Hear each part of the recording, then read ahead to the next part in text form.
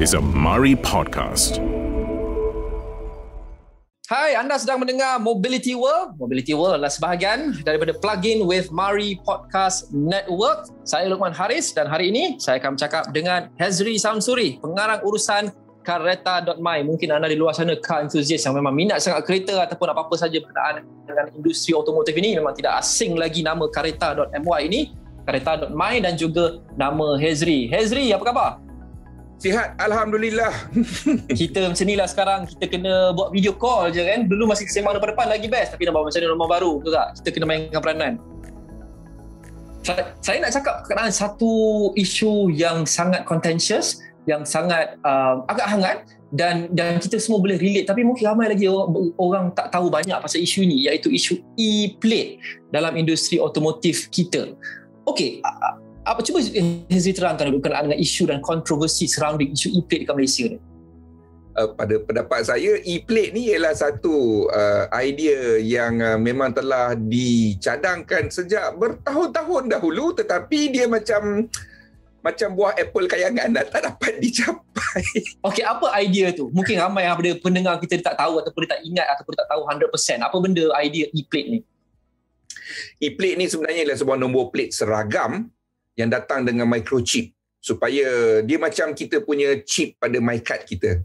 So, ataupun pada RFID kita. Maknanya bila dia scan nombor plate tu, dia bukan setakat scan nombor, tetapi dia ada microchip ID, identification pada kereta tu sendiri, dan microchip ni dah ditanam dalam nombor plate tu, dia tak boleh nak tukar, dia tak boleh cabut daripada nombor plate tu. Jadi kita tidak ada isu plate palsu. Okey, selain daripada isu plate palsu, bagaimana e-plate ini lebih baik dan boleh memberikan lebih banyak data kepada pihak berkuasa berbanding dengan sekarang kalau JPJ atau polis datang, dia scan nama plate kita, dia scan driver punya IC, dia dah dapat semua data. Jadi how can e-plate ni provide lebih banyak data? Okey, dia macam ni. E-plate ni sebenarnya microchip dia sepatutnya dia tidak simpan data pun, kecuali data pengenalan kenderaan itu, iaitu nama pemilik, nombor jenis kereta dan nombor kereta. Yang lain-lain informasi sepatutnya disimpan di dalam cloud lah, maknanya di dalam server lah. Dia macam RFID kita. Apa yang ada dekat stiker tu ialah untuk menentukan bahawa ini kereta ini nombor dia sekian-sekian, itu saja. Tetapi baki akaun dalam Touch 'n Go kita, dalam e-wallet kita, itu dalam cloud lah. Sama juga dengan plate number, e-plate number ni juga. Dia bukannya canggih sangat pun, dia cuma ada microchip dalam tu, dan nombor plate itu tidak boleh ditukar. Sebabnya objektif utama ialah kita tidak mahu ada nombor plate palsu, nombor satu. Nombor dua, kita tak mahu nombor plate yang fancy. Nombor plate fancy ni sebabnya ialah bila kamera nak baca, dia senang nak baca. Macam sekarang ni, nombor plate kereta kita ni ada macam-macam jenis. Kadang-kadang ada yang boleh reflect lah, ada yang macam kristal lah, saya tengok dekat atas jalan, macam-macam.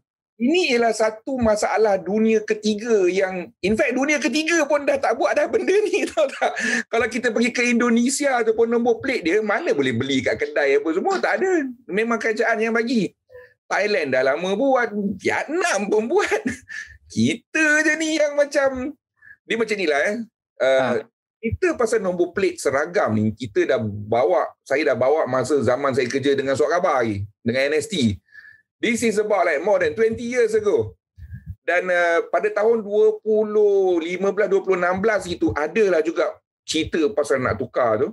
Tetapi masa tu ahli-ahli politik ni bagi alasan yang tak logik pada saya tau. Saya ni bukan setakat wartawan permotoran. Saya lebih suka cerita pasal industri. Sebab kalau kita nak cerita pasal produk, anak saya pun boleh review motor, boleh review kereta. Tapi industri ni dia menarik. Sebab industri itu yang akan menentukan produk. So, bila saya tanya dengan politician, menteri-menteri lah zaman tu, kenapa kita tak boleh seragam kan? Jawapan dia mengejutkan saya. Kita tidak mahu keluarkan nombor plate seragam ni kerana kita takut industri nombor plate ni akan terjejas, jadi ramai perniagaan akan affected lah.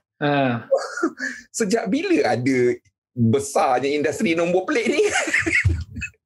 Berapa nilai industri tukang buat nombor plate ni? Saya pun macam jam otak lah masa tu. So, isu ni dah terlampau lama dan pada pendapat saya kesian pada PDRM.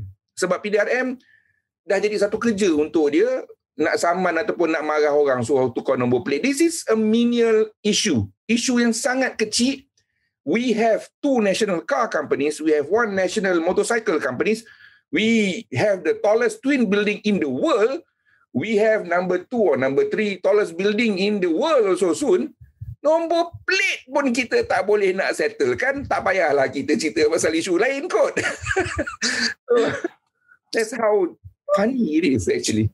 Okay, bercakap berkenaan dengan apa political will tu kita akan sentuh sekejap je lagi. Tapi itulah dia untuk kita memahamkan lagi. Sebab macam Hezri sebutlah, masalah ni, isu ini dah sejak 20 tahun lepas. Bukan isu yang baru. So ramai orang termasuk saya sendiri, kita tahu sedikit berkenaan dengan isu nombor plate ni. Sekejap dia tenggelam, sekejap dia timbul balik, sekejap dia tenggelam, sekejap dia timbul balik. Jadi kita mungkin tak tahu, kita nak memahamkan okay, apa yang what are we dealing with here? Apa kebaikan yang dia akan bawa? Bila kita faham 100% apa kebaikan yang dia bawa, baru kita boleh tahu kenapa penting untuk kita sokong, kenapa penting untuk kita laksanakan e-plate number ini. Jadi dia bukan sahaja berkenaan dengan kita tak boleh tukar info number plate tu daripada segi plate number dia, tapi the actual plug yang plate number kat plate tu pun kita tak boleh tukar, is it?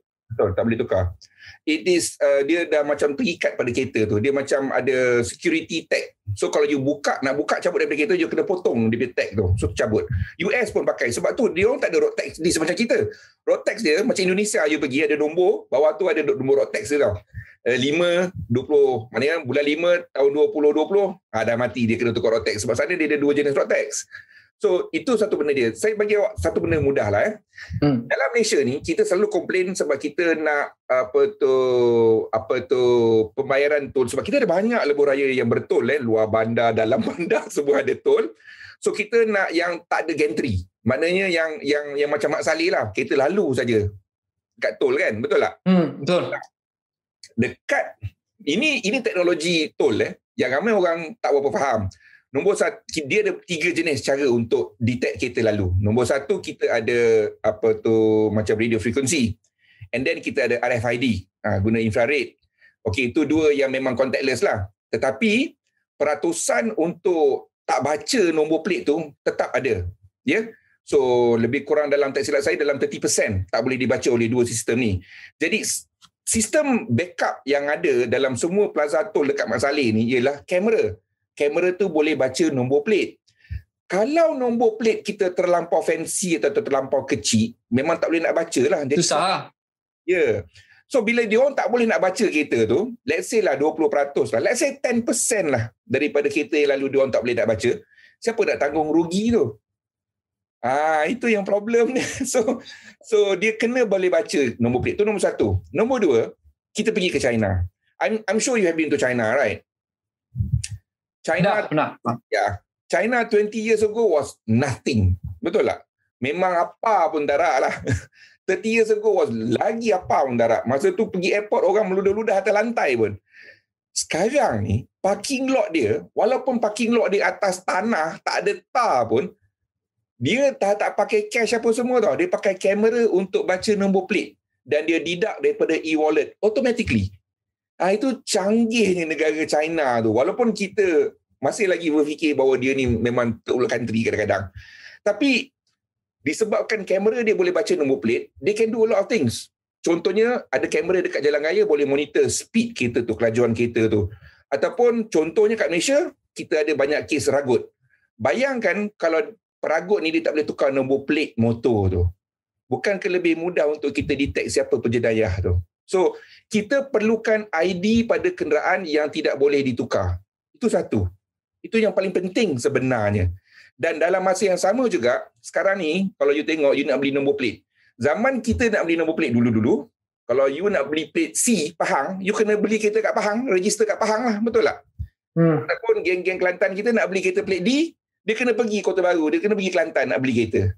Sebab dia nak juga. Dan plate-plate geng-geng orang orang Johor pula, dia kena turun Johor lah. Sekarang ni, saya ada 2 kenderaan plate perlis. Dan saya boleh beli pakai online saja. Nombor plate sekarang ni, nombor plate negeri, dah tak ada maksud dah dalam Malaysia ni. You can buy a perlis plate card you bukan orang Perlis pun. You tak duduk Perlis pun. So macam mana kita nak tahu sekali imbas kereta ni asal dia daripada mana? Datang dia daripada mana? So kalau kita ada kamera-kamera pembaca ni yang boleh baca betul-betul kereta, nombor plate kenderaan, jadi polis ataupun pihak penguatkuasa dia tahu ini kereta luar ataupun ini kereta dalam. Macam sekarang ni kita ada MCO, kita ada PKP. Macam mana polis nak tahu engkau ni plate J ni, tapi engkau ni duduk KL ke tidak, dia tak tahu. So dia akan tengok My Sejahtera lah apalah. You imagine kalau dekat setiap sekatan jalan raya ada kamera yang boleh baca nombor plate. Kereta ni plate Johor tapi duduk dalam KL. So okey, dia tak keluar daerah. Kan mudah benda macam tu kan. Ada privacy concerns ataupun tidak? Kerana e-plate ni kita boleh melakukan identifikasi dengan lebih tepat, dengan lebih cepat, dengan lebih menyeluruh. Ada concern berkenaan dengan privacy pemandu? Tak ada, sebab yang boleh tahu cuma penguatkuasa sajalah kan. Bukannya semua orang boleh tahu. Dia macam kita punya scanner untuk MyCard. Bukan semua orang boleh dapat semua informasi lah. Dia akan dikawal lah. So untuk polis mungkin dia tahu berapa banyak jenis saman. Polis JPJ dia boleh tahu berapa banyak jenis saman. Sebab setiap kali saman upload ke dalam server, so dia scan nombor plate tu, dia tahu dah kereta ni ada saman tertunggak. Sebenarnya sekarang pun dah ada. Cuma percentage kenderaan yang dapat dibaca tidak 100%, tidak tinggi. Sebab ada nombor plate fancy inilah. So sebab tu polis memang, saya terkejut juga akhirnya pihak PDRM sendiri yang mencadangkan nombor plate ni. Dulu JPJ nak buat lah apalah, tapi the actual reason kenapa tak buat sebenarnya bukannya political will, tetapi siapa yang nak buat. Itu satu lagi. Selalunya perkara-perkara yang besar ataupun dasar polisi ni kita laksanakan, dia akan ada beberapa halangan yang tipikal. Satu adalah political will. Satu lagi adalah cost. Hezri dah mendalami isu ini sejak katanya 20 tahun lepas. Ada sebarang anggaran. How much would it cost us? Kerana mungkin kita nak memikirkan, adakah cost yang menjadi beban sekarang, kenapa kita lambatkan benda ni? Kos pada pendapat saya tidak menjadi masalah lah. Kalau kereta, orang boleh beli kereta berpuluh-puluh ribu, setakat nombor plate RM20, RM30 takkan tak boleh. Nombor plate kristal sekarang orang buat pun depan belakang lah RM80 dah pun. Bukan saja pada pengguna, tapi kos untuk kerajaan untuk mungkin tukar sistem dan sebagainya? Pada pendapat saya tu tak ada jadi isu kos yang besar pun. Sebabnya ialah benda tu memang dah ada dah pun. Dan dia punya isu pada pendapat saya ialah siapa yang akan buat nombor plate ni, sebab kat situ memang akan ada income. So, ada yang cakap dengan saya boleh suruh pos Malaysia buat. Sebab in certain countries, pos negara tu yang buat. Syarikat pos negara tu yang buat. Tapi di Malaysia, syarikat pos negara kita bukan milik kerajaan ya. So, situ ada isu lah. Dia ialah milik syarikat persendirian. So, kenapa kita kena bagi syarikat ni monopoli pula? So, kita ada isu macam tu. Tapi kita tengok balik macam dekat US ya. Kadang-kadang negara-negara yang macam ni kita boleh tiru lah cara dia, mudah je. Untuk US, dia suruh dia punya penjara buat. Penjara? Penjara lah. Okey, setiap penjara dia memang kena jana ekonomi dia sendiri. Dia kena ada pekerjaan dia sendiri. Di Malaysia pun kita buat craft tangan lah, kita buat macam-macam lah kan. So dekat US, dia orang buat plate nombor. So plate nombor tu disupply oleh Jabatan Penjara dan dia bagi dekat DOT, Department of Transport. Sama lah dengan kita pula. So, mana yang panduan-panduan tu yang maybe yang low level tu, dia orang boleh buat lah benda tu. Yang low level security lah, yang tak ganas lah. Dia orang mungkin boleh buat. Kita boleh buat industri tu, so that income can go towards untuk support penjara jugalah. Tu contoh lah. Ada juga benda-benda lain, ada juga tempat-tempat lain yang dia bagi dekat kontraktor. Tapi knowing Malaysia, that will become an issue lah. Contoh terbaik ialah kamera AES kita. Yes. So, kita tak boleh sangat nak politikkan benda ni apa semua ni. Nombor satu, at the end of the day, yang patut dapat advantage ialah rakyat. So, rakyat tu kena didahulukan, bukan setakat lip service, tapi kena buat lah. Ya, okey. Nombor satu, cost. Nombor dua adalah political will. Nombor dua adalah cost. Nombor tiga adalah berbalik pada apa yang Hezri sebut sebentar tadi. Satu lagi confusion yang kita kena clear up adalah, okey, kalau kita nak buat perkara ini, laksanakan. Siapa yang patut champion benda ni? Siapa yang patut laksana dan siapa yang patut kuasakan? Adakah polis? Adakah JPJ? Adakah integrasi antara beberapa agensi at the same time? MOT. Iaitu Ministry of Transport lah. Kementerian Pengangkutan, memang itu bawah dia orang. Okay. Where are we now? Dah 20 tahun lepas lah sekurang-kurangnya Hazri sebut. Kita nak update sikit. Pada ketika itu alasan yang diberikan adalah kita nak kerajaan tak nak memudaratkan pendapatan industri ataupun sektor orang-orang yang buat number plate ni. 20 tahun kemudian, now, today, ada apa update terbaru dan di manakah kita berkenaan dengan pelaksanaan e-plate ini? Tak ada update. Update paling baru ialah PDRM cadangkan buat e-plate lah. Itu je yang saya pun dengar macam okay, here we go again. Seriously, tolonglah jangan buat lawak. Buatlah benda ni kan. Benda ni bukan susah pun.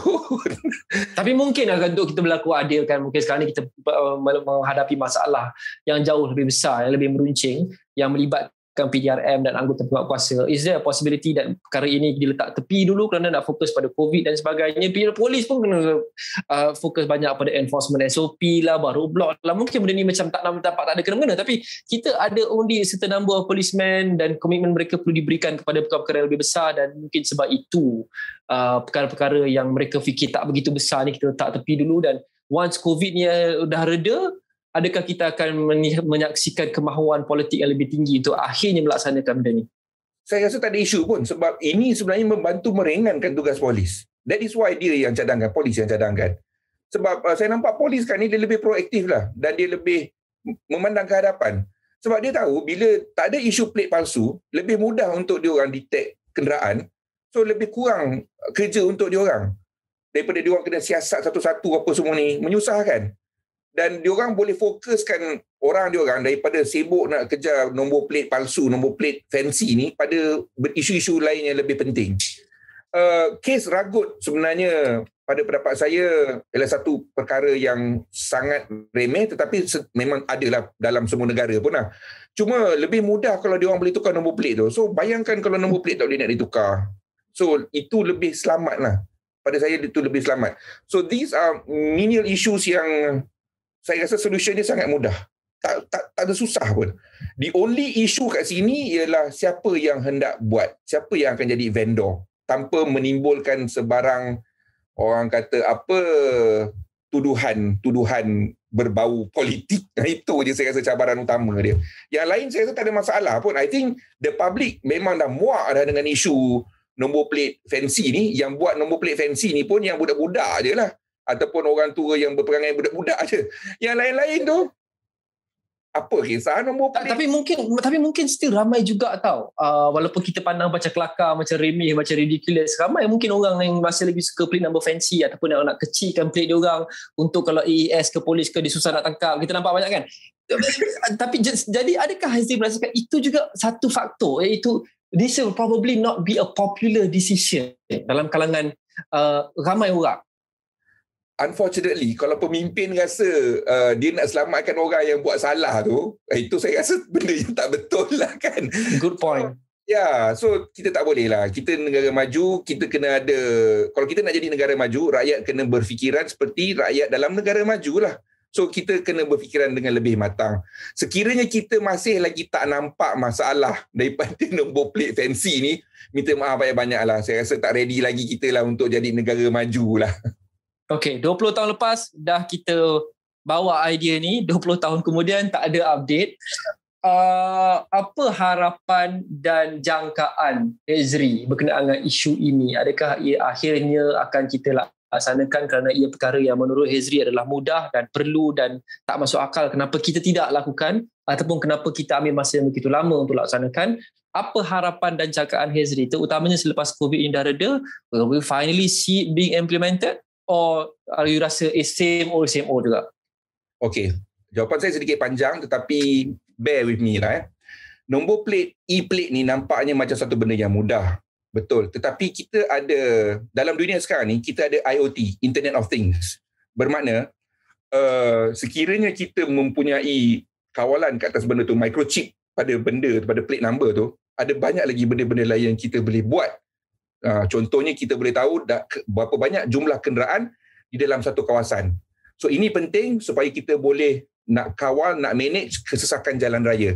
Contohnya bila kita nak masuk ke pusat bandar, kita tahu secara live berapa banyak kenderaan ada dekat situ. So sistem-sistem macam ni memang ada dekat negara-negara canggih. Contohnya macam dekat Jepun apa semua. They know exactly how many cars are there in one segment of the city at that moment. So dia tahu, dia boleh manage traffic, dia boleh suraikan traffic apa semua tu. So kita ni Malaysia, kita bukan sebuah negara yang besar dan labor kita, tenaga buruh kita bukannya makin murah, makin mahal. Bila tenaga buruh kita makin mahal, kita tak boleh dah lagi nak jadi negara yang memasang atau membuat benda dan untuk ekspor. Sebab harga dia dah jadi mahal. Betul tak? So kita tak boleh nak lawan lah negara-negara lebih besar, negara jiran seperti Indonesia, Thailand dan juga Vietnam sebab labor cost dia tetap lebih murah. So sekiranya kita ada e-plate macam ni dan sekiranya Malaysia lebih fokus kepada teknologi-teknologi terkini, contohnya teknologi internet dan sebagainya, kita boleh develop satu sistem di mana sistem itu kita boleh ekspor ke negara-negara luar. Kita tidak mahu lagi jadi ekspor produk saja. Kita nak ekspor nombor satu expertise, nombor dua teknologi. So, benda-benda macam ni, kita Malaysia sepatutnya dah pegang dah. Okay? Kita tak akan boleh buat kereta dekat Malaysia dan ekspor ke Indonesia. Sebab Indonesia pun nak jaga market dia sendiri. Dia ada CKD program dia sendiri. Sama juga dengan Thailand. Ini benda yang kita dah expect 20 tahun lepas. So, kita jangan harap nak buat kereta, nak ekspor ke sana. Tak ada. Dia akan letak macam-macam halangan, cukai tertinggi apa semua. Kita pun sama juga. So what we can do is we export expertise. Kita export engineer kita export managers kita dan kita export teknologi. ASEAN adalah satu pasaran yang sangat besar. Car company sudah datang turun sini dah. Kita boleh tengok berapa investment dia orang labur dekat Indonesia, dekat Thailand, dekat Vietnam. So, apa yang kita nak offer dekat pelabur-pelabur luar? Tak ada. Nanti kita jadi macam Australia juga. Kilang semua dah tutup, apa yang kita nak ekspor? Ekspor buah. Buah apa kita nak ekspor? Harum manis. So kita memang kena cepat-cepat bangun, bangkit dan kita kena fokus. Dan apa yang saya nampak ialah teknologi. So e-plate can become something else. I don't know. I don't have the idea right now. But maybe we can do something with e-plate which we can export that idea, that technology to all the ASEAN countries. Which is good for us.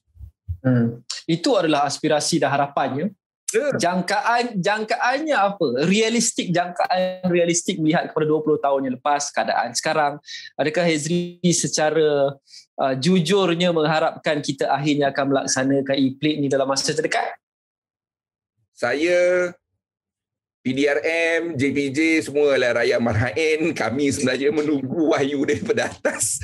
Kalau pemimpin kata dia nak buat, dia buatlah. Dalam masa yang sama, kami semua berdoa agar pemimpin diberikan rahmat dan juga diberikan apa orang kata tu, kesihatan dan juga diorang dapatlah berfikir dengan lebih panjang kerana sekarang ni kita dah orang kata apalah, kita dah duduk atas pagar lah sekarang ni. Kita nak ke depan ke kita nak ke belakang ke. So kita kena come up with a way supaya negara kita bergerak ke hadapan.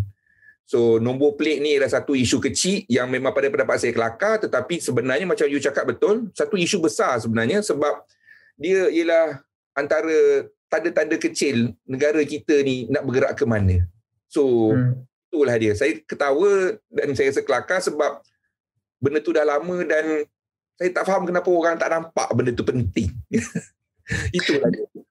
Perubahan-perubahan yang besar, dia selalu juga mula dengan perubahan-perubahan yang kecil. Jadi tak ada perubahan yang terlampau kecil, yang kita boleh anggap terlampau kecil ataupun terlampau remeh, as long as dia menambah baik kualiti hidup kita. InsyaAllah pemimpin kerajaan, apa saja kerajaan memerintah, selepas mereka dah mungkin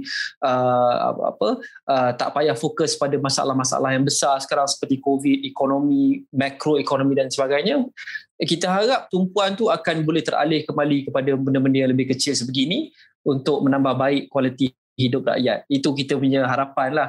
Terima kasih Hezri Samsuri, pengarang urusan Kereta.my, Kereta.my.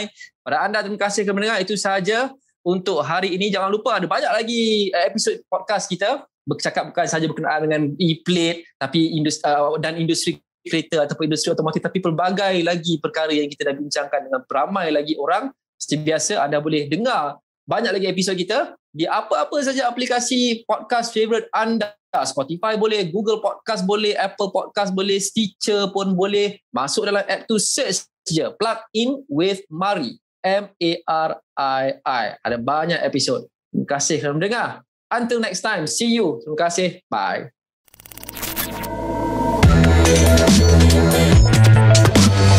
This is a Mari podcast.